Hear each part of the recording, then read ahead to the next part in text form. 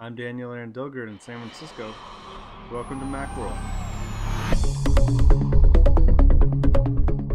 Welcome to our weekend review for the fourth week of 2012. This last week, Apple reported blockbuster earnings for the fourth quarter. It was Macworld Expo, featuring the Mac IT conference.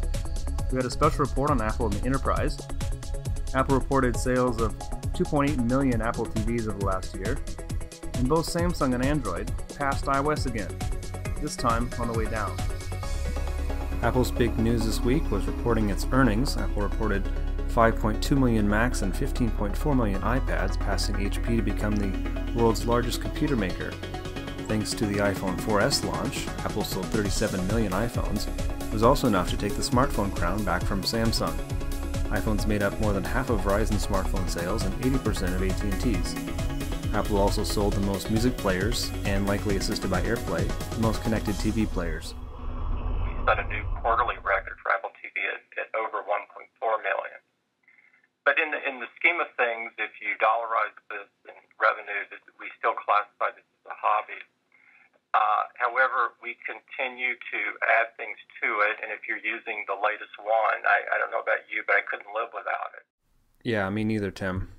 Although sales were enough to make Apple the largest buyer of semiconductors in the world, purchasing over $17 billion in chips last year. This week in products, there was a whole lot to see at Macworld, but not a lot new. Cloud FTP promises to let you stream movies to all your kids' iPads in the back seat. Apple wasn't at the show, but its FileMaker subsidiary was. It highlighted a success story with iPads in the city of Austin in its Mac IT conference. There were a lot of companies offering to help manage Macs and iOS devices for enterprise customers. Now that half the enterprise is using Macs, the bring your own device trend isn't helping Android so much though, and we explained why on Saturday. In business news for the week, Apple's strong earnings were enough to boost the company's stock about 6%.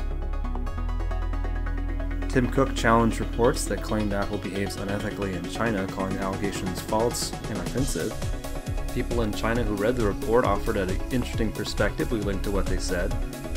Apple is also expected to be opening a new research and development center in Haifa, Israel, said to open by the end of February.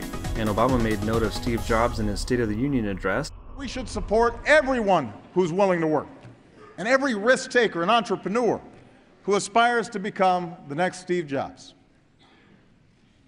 After all, innovation is what America has always been about. Coming in the weeks ahead, Apple is rumored to be scheduling its iPad 3 and iOS 5.1 event sometime in February, and Apple has scheduled its shareholder meeting for February 23rd. Stay tuned for coverage of the coming week's events at AppleInsider.com, and don't forget to share your comments and questions with us via email.